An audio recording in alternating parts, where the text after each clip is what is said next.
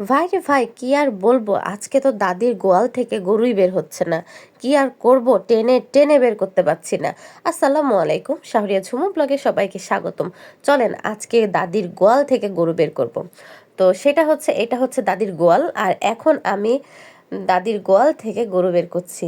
এই যে দেখেন, খুন্তি খুন্তি সবগুলো নিয়ে আমি চলে গিয়েছি। যেভাবেই হোক দাদির গোয়াল থেকে গরু বের করতেই হবে।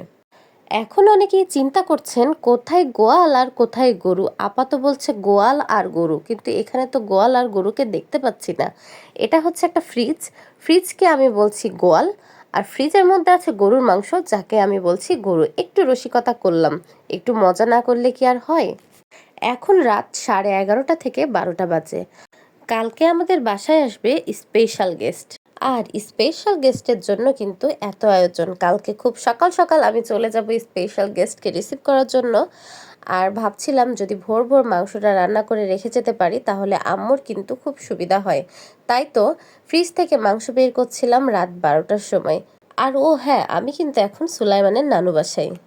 ফ্রিজ থেকে মাংস বের করতে গিয়ে তো আমাদের নাজেহাল অবস্থা, কারণ ফ্রিজে এত পরিমাণ বরফ জমা হয়ে আছে যে কোনোভাবেই আমি ফ্রিজ থেকে মাংস বের করতে পারছি না।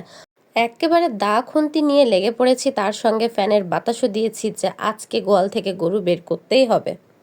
কালকে আমি সকাল সকাল স্পেশাল গেস্টকে রিসিভ করার জন্য চলে যাব, আর আব্বু কিন্তু অলরেডি রিসিভ করতে চলে গিয়েছে ঢাকায়। আর আমি যাব রিসিভ করার জন্য রাজশাহীতে। আর একটু ভোর ভোরে উঠে যদি আমি আম্মুকে হেল্প করতে পারি রান্নাবান্নার কাজে তাহলে আম্মুর অনেক সুবিধা হয়।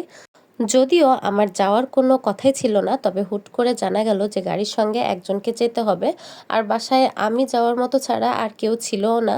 তো ফাইনালি দেখেন, অনেক কষ্টের পর আমি মাংসগুলো বের করতে পারছি, একদম আইসে ভরা। হঠাৎ করে যদি কোনো মেহমান আসে না খেয়ে চলে যাবে রাগ করে, তাও মাংস বের হবে না ফ্রিজ থেকে।